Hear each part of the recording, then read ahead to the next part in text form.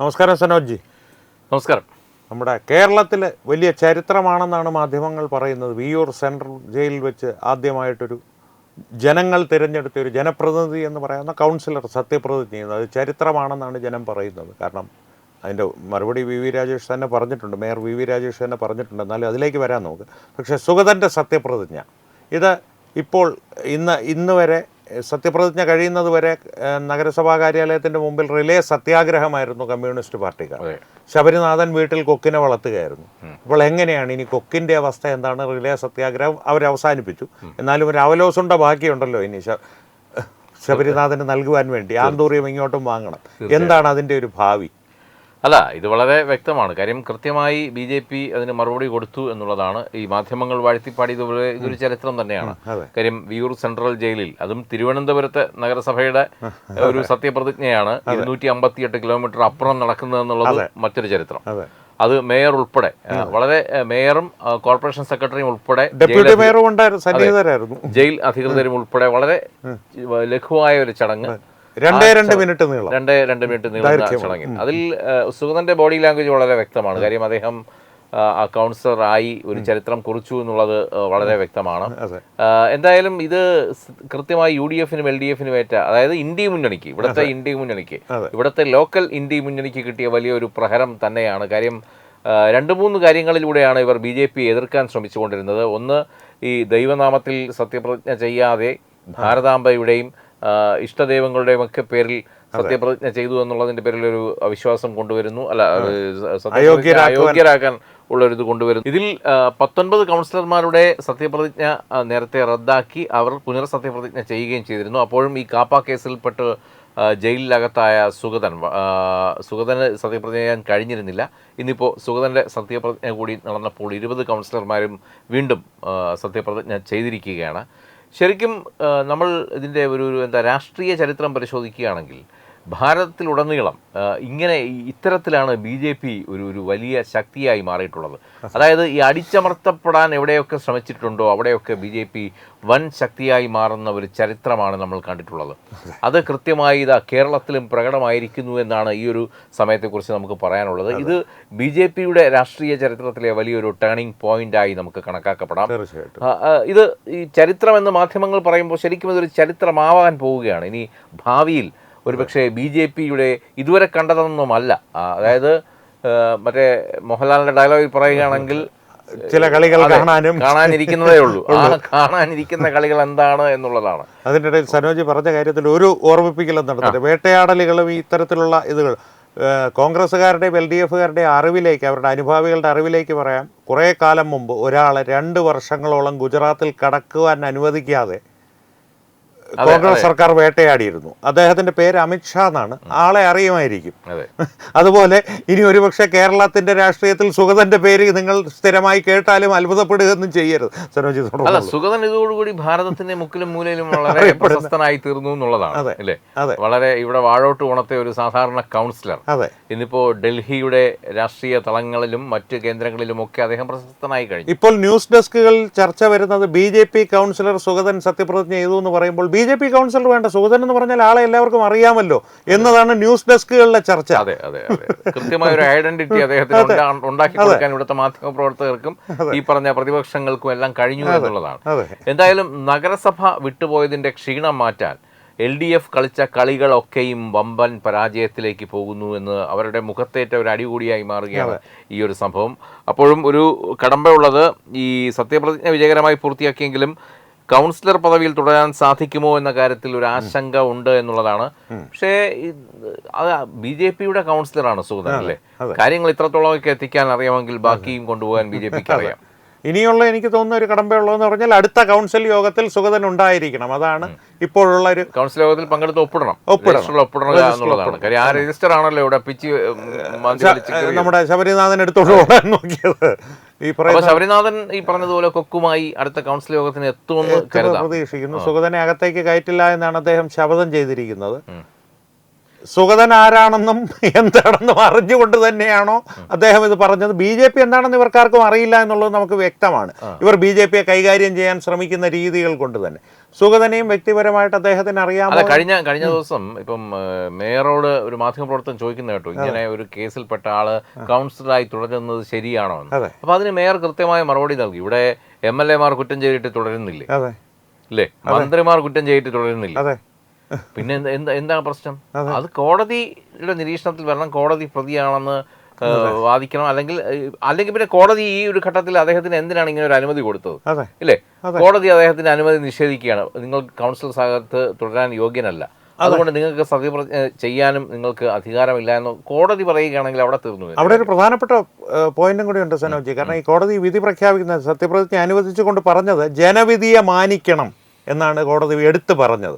കാരണം സുഗതനെ ജനങ്ങൾ തിരഞ്ഞെടുത്ത് കൗൺസിലറാക്കിയതാണ്, ആ ജനവിധിയെ മാനിച്ചേ മതിയാകൂ എന്ന് കോടതി എടുത്തു പറഞ്ഞിട്ടുണ്ടാവും. അല്ല, അത് തന്നെയാണ് ഒരു ഡെമോക്രാറ്റിക് കൺട്രിയുടെ ഒരു പവർ എന്ന് പറയുന്നത്. അത് തന്നെയാണ് കാര്യം. അവിടെയാണ് നിയമത്തിനും മുകളിൽ ജനങ്ങളുടെ ആധിപത്യം. ജനാധിപത്യം എന്ന് പറയുന്ന എന്താ പറയാൻ സർവശക്തി അവിടെ പ്രയോഗിക്കുകയാണ് എന്നുള്ളതാണ്. ഇന്ത്യയിലൊരു ഇതുണ്ട്, ജനതാ ജനാർദ്ദൻ, ജനതയാണ് ജനാർദ്ദൻ ദൈവം എന്ന് പറയുന്നത്. അപ്പൊ ആ ഒരു കാര്യം വളരെ കൃത്യമായി പ്രകടമായ ഒരു സംഭവം കൂടിയാണ്. അതുകൊണ്ടാണ് ഞാൻ പറഞ്ഞത് പലതുകൊണ്ടും ഇതൊരു ചരിത്രമായി മാറിയ മുഹൂർത്തമാണ്. മാധ്യമങ്ങൾ പറഞ്ഞത് അവർ മറ്റെന്തോ അർത്ഥം വച്ചാണ് പറഞ്ഞെങ്കിലും ഇത് വെറും വാക്കല്ല, ഇതൊരു ചരിത്ര മുഹൂർത്തം തന്നെയാണ് BJPക്ക്, സുഗതന് ഒപ്പം കേരള രാഷ്ട്രീയത്തിൽ ഇതൊരു വലിയ മാറ്റത്തിന്റെ സൂചന കൂടിയാണ്. അതെ, വഴിത്തിരിവ് എന്നുള്ളത് ഉടനെ തന്നെ ബോധ്യപ്പെട്ടില്ലെങ്കിലും കാലം ചെല്ലുന്നിടത്തോളം ബോധ്യപ്പെടുമെന്ന് തന്നെയാണ് എനിക്കും തോന്നുന്നത്. അത് മാത്രമല്ല, ഇതെല്ലാം കണ്ടുകൊണ്ടിരിക്കുന്ന ജനതയുണ്ട്. ഇന്ന് പഴയ കാലമല്ല. പണ്ട് തലേദിവസം അല്ലെങ്കിൽ തലേദിവസമോ ഒരാഴ്ച മുമ്പോ നടക്കുന്ന വാർത്തകൾ അങ്ങാടിപ്പുറത്തിരിക്കുന്ന അക്ഷരാഭ്യാസമുള്ള ഒരാൾ വായിച്ച് അയാളുടെ മനോഗതം കൂടെ ചേർത്ത് പൊടിപ്പുന്നെങ്കിലും വെച്ച് വായിച്ചുകൊണ്ടിരുന്ന കാലം ഉണ്ടായിരുന്നു. ഇതാണ് കേരള രാഷ്ട്രീയം എന്ന് പറഞ്ഞ് പഠിപ്പിക്കുന്ന ഒരു കാലം ഉണ്ടായിരുന്നു, അല്ലേ? ബീഡി തുറക്കുന്ന സഹാക്കന്മാർക്കിടയിലും മറ്റുമൊക്കെ കലിങ്ക് ചർച്ചയൊക്കെ ആയിട്ട്. പക്ഷെ ഇന്നങ്ങനെയല്ല, ഓരോരുടെയും വിരൽത്തുമ്പിലുണ്ട് വാർത്ത. അവരവർ തന്നെ വാർത്തകളുടെ എഡിറ്ററായി മാറുന്ന റിപ്പോർട്ടർമാരായി മാറുന്ന കാലമാണ്. ആ കാലഘട്ടത്തിൽ ഇനി ഒന്നും ഒരിക്കലും പഴയതുപോലെ ഈ കണ്ണിൽ പൊടിയിട്ട് മറയ്ക്കാൻ പറ്റില്ല. BJPക്കെതിരെ എന്ത് ആയുധം ഇത്തരത്തിലുള്ള ഒരു അടിസ്ഥാനമില്ലാത്ത ആരോപണമായി മുന്നിട്ട് വന്നാലും അതിൽ പ്രതിരോധിക്കാൻ ശേഷിയുള്ള ഒരു പാർട്ടി തന്നെയാണ് BJP. കാര്യം രാജ്യം ഭരിക്കുന്ന പാർട്ടിയാണ്, വലിയൊരു ബാക്കപ്പ് ഉണ്ട്, വലിയൊരു സംവിധാനമുണ്ട് ഇതിന് പിന്നിൽ. അതുകൊണ്ട് തന്നെ ഇതൊന്നും BJPയെ തൊടാൻ പോലും പറ്റില്ല എന്ന് ആദ്യം മുതൽ തന്നെ മേയർ പറയുന്നുണ്ട്. കാരണം 2047 നരേന്ദ്രമോദിയുടെ വിഷനൊപ്പം $5 ട്രില്യൺ എക്കോണമി എന്നുള്ള വിഷനൊപ്പം ഏറ്റവും കൂടുതൽ സംഭാവന നൽകുന്ന ഒരു നഗരമായി തിരുവനന്തപുരം മാത്രമല്ല ഈ VV രാജേഷ് ജയിച്ചു വന്നതോടുകൂടി അദ്ദേഹം നരേന്ദ്രമോദിയുടെ മോണിറ്ററിൽ ഡയറക്റ്റ് ഉള്ള ഒരു നേതാവ് കൂടിയാണ്. ഇവിടുത്തെ തിരുവനന്തപുരത്തിൻ്റെ എനിക്ക് തോന്നുന്നില്ല മറ്റൊരു നഗരസഭയിലുള്ള കൗൺസിലർമാരെ ഇതിനു മുമ്പ് പ്രധാനമന്ത്രി വിളിച്ച് അവർക്ക് അത്താഴം കൊടുക്കുകയും അവരോട് വികസനം ചർച്ച ചെയ്യുകയും ചെയ്ത ഒരു ചരിത്രം ഇതിനു മുമ്പ് ഉണ്ടായിട്ടില്ല.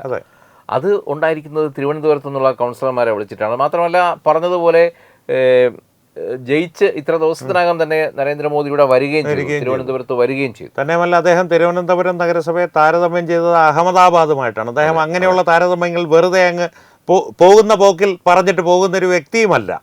അത് അദ്ദേഹം പറഞ്ഞിട്ടുണ്ടെങ്കിൽ ഉദ്ദേശ ലക്ഷ്യങ്ങൾ കൃത്യമായിട്ടുണ്ട് തന്നെ ഇതിൻ്റെ ഒരു വികസന സംബന്ധിയായിട്ട്. അതിന് ഒപ്പം ചേർക്കുന്ന ഈ ഒരു BJPക്കെതിരെയുള്ള കളികളിൽ നമ്മൾ പല വാർത്തകളിലും വിശകലനങ്ങളിലുമായി പറഞ്ഞതാണ് ഈ മാലിന്യ നിർമ്മാർജ്ജനം. അത് സംബന്ധിച്ചുള്ളൊരു ചതിക്കുഴി ഒന്നും പറയാതെ പോകുന്നത് ശരിയല്ല എന്ന് തോന്നുന്നു. അല്ല, ഈ മാലിന്യ നിർമ്മാർജ്ജനം ഈ CPM-കാർ വിചാരിച്ചു വെച്ചിരിക്കുന്നത് ഇവർ ചെയ്ത കാര്യങ്ങളാണ് ഇതിന്റെ അവസാന വാക്ക്, ഇതിനപ്പുറം ഒരു നടപടിക്രമങ്ങളൊന്നും ഇല്ല. ഇതുപോലെ ചെയ്താൽ BJP ചെയ്താലും അത് കുളമാവും എന്നുള്ള ധാരണയിലാണ് അവരിരിക്കുന്നത്. പക്ഷേ ഈ പറഞ്ഞതുപോലെ BJP പ്രവർത്തിക്കുന്നത് കേരളത്തിന്റെ പൂർവ്വസൂരികളെ കണ്ടിട്ടല്ല. അവർ ലക്ഷ്യം വെക്കുന്നത് പറഞ്ഞതുപോലെ അഹമ്മദാബാദും ഭാരതത്തിന്റെ വടക്കേ ഇന്ത്യയിലോട്ട് നമ്മൾ പണ്ടൊക്കെ പറയും വടക്കേ ഇന്ത്യയിൽ പോയാൽ ശുചിത്വം വളരെ കുറവാണ് എന്നൊക്കെ. പക്ഷെ ഇപ്പോൾ വടക്കേ ഇന്ത്യയിൽ യാത്ര ചെയ്യണം, ശുചിത്വം എന്താണെന്ന് കണ്ടുപഠിക്കണം. ഇപ്പൊ ഇവിടെ റീൽ എടുക്കാനുള്ളവരെ പോകുന്ന അയോധ്യ റെയിൽവേ സ്റ്റേഷനിലും എയർപോർട്ടിലേക്കുമാണ്. അതെ.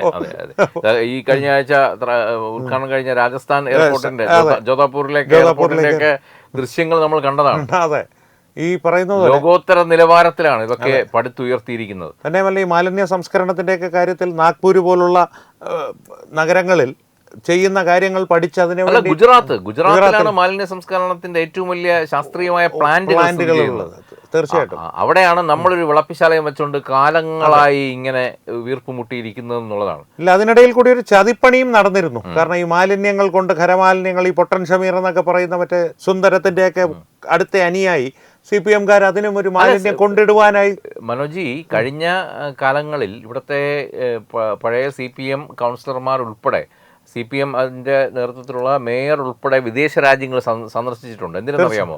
ഈ മാലിന്യ സംസ്കരണത്തെ കുറിച്ച് പഠിക്കാൻ. ഇവർ ലക്ഷങ്ങൾ ചെലവാക്കി വിദേശ രാജ്യത്തൊന്നും പോണ്ട, മണിക്കൂറുകളുടെ യാത്രയിൽ ഒന്ന് അഹമ്മദാബാദ് വരെയോ ഈ പറഞ്ഞ നാഗ്പൂർ വരെയോ പോയാൽ മതി.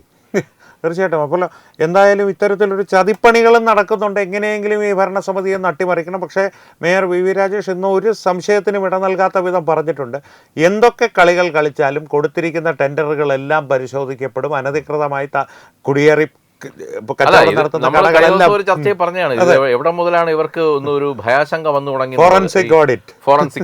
ഫോറൻസിക് ഓഡിറ്റ് വന്നു കഴിഞ്ഞാൽ പഴയ പല നഗരപിതാക്കന്മാരുടെയും നഗരമാതാക്കളുടെയും ഒക്കെ മുഖം മൂടി അഴിഞ്ഞു വീഴും. അപ്പൊ അതുകൊണ്ട് തന്നെ ഈ നഗരമാതാവെന്ന് നമുക്ക് പറയാൻ പറ്റില്ല അല്ലെ, ഒരു കുട്ടി മേയർ, കുഞ്ഞുവാട്ടും തിരിയാത്ത കുട്ടി മേയർ, ആ കുട്ടി മേയറെ ഒരു പുകമുറയാക്കിക്കൊണ്ട്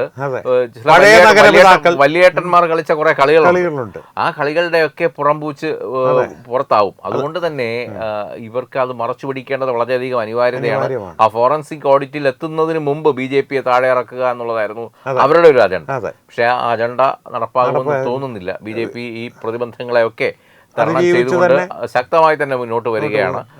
അങ്ങനെയാണെങ്കിൽ ഇനി അടുത്ത അധികം വൈകിക്കാതെ തന്നെ ഈ ഫോറൻസ് ഓഡിറ്റ് ഉണ്ടാകുമെന്ന് തന്നെ നമുക്കൊരു ഘട്ടത്തിൽ തീർച്ചയായിട്ടും. ചിലപ്പോൾ അടുത്ത കൗൺസിൽ യോഗം കഴിയുമ്പോഴത്തേക്ക് ഇതിന്റെ എന്തെങ്കിലും ഒരു പ്രാഥമിക റിപ്പോർട്ട് തന്നെ VV രാജേഷ് മേശപ്പുറത്ത് വെച്ചാലായി. എന്തായാലും എങ്ങനെ വികസിക്കുന്നു സംഭവങ്ങൾ എന്നുള്ളത് കാത്തിരുന്ന് കാണാം. വളരെ നന്ദി സനോജി, വീണ്ടും കാണാം. നമസ്കാരം.